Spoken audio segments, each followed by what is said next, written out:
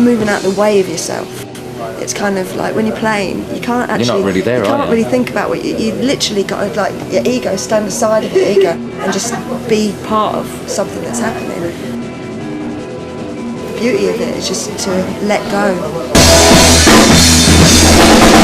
Once you've all started and the drummer goes 1, 2, 3, 4, it's almost like this big wave that carries on. And if it's a good gig, then it's a huge wave, isn't it? And you get to the end, and you're like, right, I think that was good. And it's only sort of when people come up to you and talk to you and tell you what the gig was like that you sort of you're aware of actually what you've just done, I think. Thank you. Cheers. I just love gigging.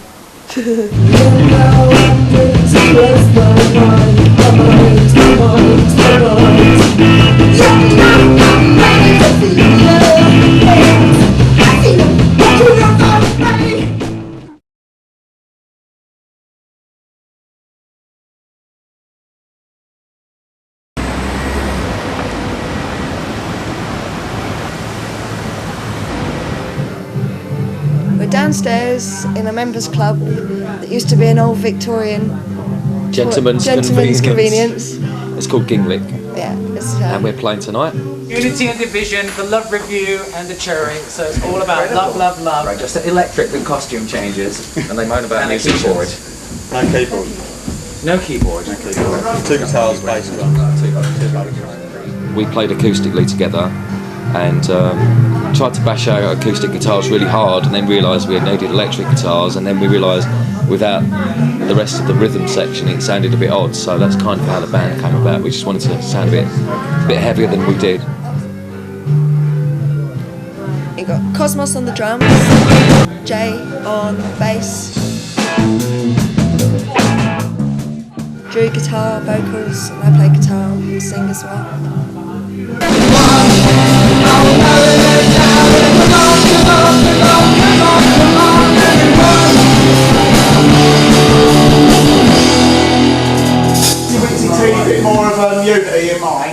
I was in an all-girl band about 10 years ago, and I gave that up. I got quite ill and had a nervous breakdown at 25. I swore again that I'd never ever pick up a guitar.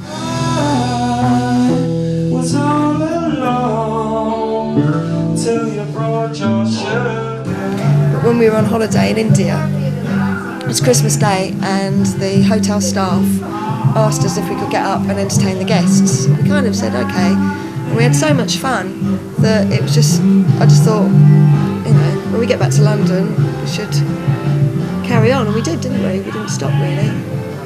It was quite ramshackle at first, sort of flying by the seat of our pants. We'd sort of go to these open mic spots and just get sort of 10-15 minutes and not know what sort of reaction we'd get, not knowing whether our songs were any good or not, and the confidence built up, didn't it?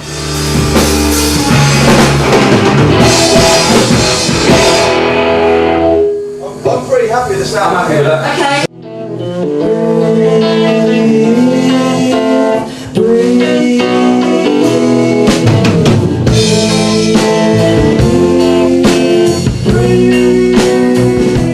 I was diagnosed clinically depressed when I think my early 20s.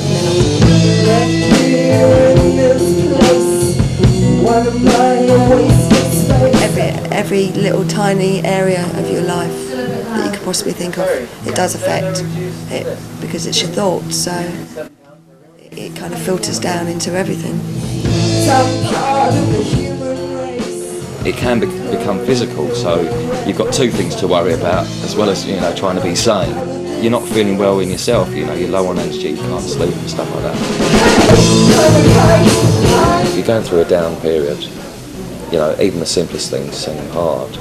Been through those periods where they're so black that you think you got to move forward. So it's kind of, it doesn't hinder anymore, because hindering is stopping, and to me hindering is like isolating yourself and not acknowledging what you're feeling. If you acknowledge it and think this moment is going to pass, at some point it's going to pass. And music can be that filler while you're waiting for it to pass. And once you're over the top of that, I think you feel good about the fact that you've got there, and you can look back and say, right, I got through that period in my life, and at that time I thought that's the worst I could ever feel.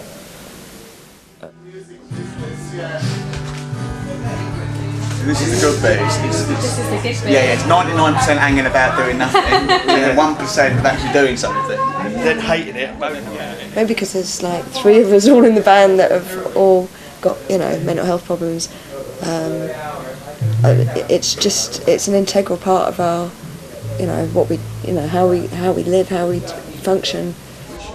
There's points where or definitely in the past, where we weren't together enough to sort of plan what we were going to do. You know, we want to write a song or whatever, and sometimes one of us isn't feeling the best, so the rest of the band takes that into account, and I think we've got a really good band of people in terms of It's that. taken a long time. It's not something that just kind of changes overnight. It's taken a hell of a long time. And you don't notice the small steps. That's the strange thing, isn't it?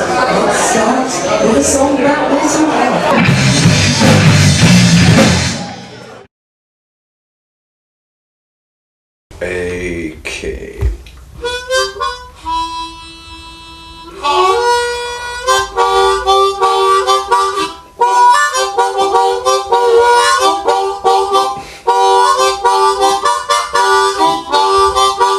There's definitely positives. I can be incredibly committed to anything. I mean, I've got huge drive and determination, and it's certainly something that can be used to your advantage.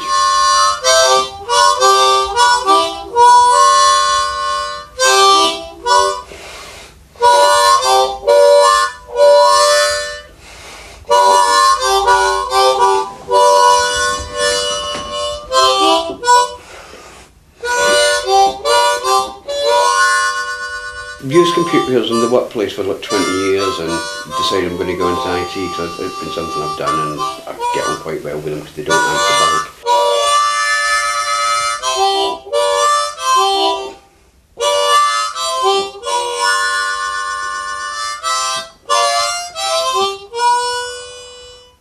I've had a voice off and on for a number of years. It's in my head, it's there. I've got an area here, and that's where the voice is. It's really hard to describe because it's internal. I know it's not me. I've always known it's not me. It's like having 2 halves of your brain going at once, kind of thing. You know, it's really can be innocuous things, can be horrible things. It can be things that put you down, put other people down. It can be telling you to do things. As soon as I became aware of what it was, I was able to deal with it much better. It's just, you know, ignore it. You know? It's a very crass thing to say, I suppose, just ignore it, because sometimes it's very hard to ignore it. But if you're aware of what something is, and you appreciate that it's, to all intents and purposes, it's not reality as such, there's no point paying it attention. You know, it's not something that you need to pay heed to. I might occasionally tell it to F off, but that's about the sum of it. You know, it's giving it credibility, isn't it? If you start talking back to it, you're accepting it's there and giving it credibility.